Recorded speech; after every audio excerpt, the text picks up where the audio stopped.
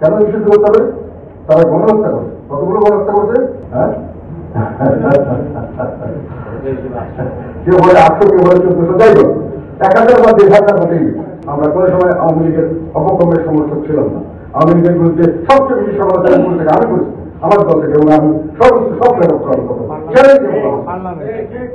পার্লামেন্টে পাই আমার চেয়ে বেশি কেউ করে না। আওয়ামী লীগের এত কঠোরতম সমালোচনা আমার ভাই কেউ করে না। ওই অবস্থা যেখানে বেসিক বলা হচ্ছে করতে, এত নির্যাতনমূলক অবস্থা শুনে, এত ঝুঁকির মধ্যে আমি কোনো সময় তাদের পক্ষে কথা বলি নাই। তারা যেটা অপকর্ম করতে সেটা আমি কি এখন কথা বলছি তাদের পক্ষে না, আমি জনগণের পক্ষে কথা বলছি।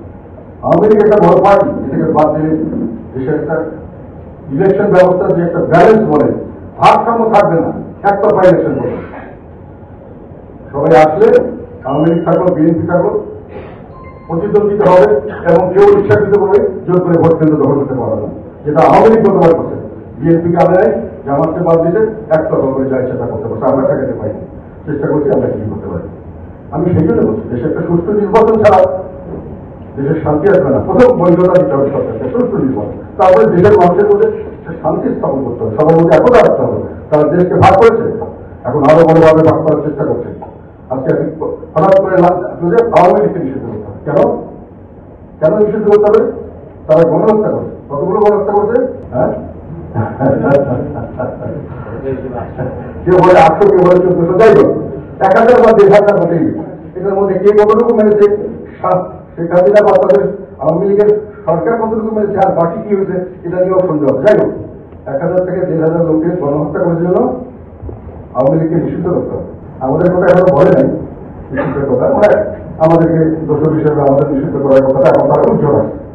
তারা ভয় করে আওয়ামী লীগকে নিষিদ্ধ করে দিলে, ভোট করে আবার জাতীয় ভোট হয়ে গেলে আমরা যে মন্ত্রী এমপি হয়ে গেছি, আবার থাকবো চিরজীবন, এইখানে একটা বাধা সৃষ্টি হতে পারে, আমরা তো বিক্রি হবো, এটা তারা বুঝতে পারবে। এখন আমার প্রশ্ন হলো, গণহত্যা বাংলাদেশের ইতিহাসে কোন সময় সবচেয়ে বেশি হয়েছে? 71 সালে গণহত্যা হয়েছে, এবং সেই গণহত্যায় 3 মিলিয়ন বলা হয়, 30 লক্ষ, কেউ বলেন না 3 লক্ষ, 5 লক্ষ, না 20 লক্ষ, লক্ষ লক্ষ লোক এখানে মারা গেছে। সেই গণহত্যার সঙ্গে যারা সরাসরি এবং পরোক্ষভাবে যারা জড়িত, তার নাম বলছে, তারা কি তার ইলেকশনে ব্যান হয়ে যাবে? গণহত্যার জন্য যদি আওয়ামী লীগ ব্যান হয়, আমরা কি কোনোদিন বলছি? আমরা সবসময় সমস্ত পার্টিকে নিষিদ্ধ করার বিপক্ষ অবস্থান নিয়েছিলাম, এখনো বলতেছি। আমরা যখন জামাতকে নিষিদ্ধ করতে যাই আমরা নিষেধ করছি, আমরা ঠিক হবে না। জনগণের হাতে ছেড়ে দেয়, যতক্ষণ সে সন্ত্রাসী সংগঠন না হয়, যতক্ষণ সে স্বাভাবিক চরমপন্থার মাধ্যমে সরকার পরিবর্তনের দিকে না যায়, ততক্ষণ তাকে জনগণের কাছে যেতে দিই।